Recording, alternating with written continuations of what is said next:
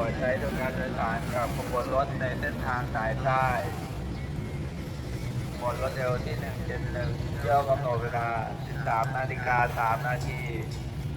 ในการผู้โดยสารนำสิ่งของและสัมภาระของท่านมารอบริเวณหน้าห้องประชาสัมพันธ์ด้วยครับ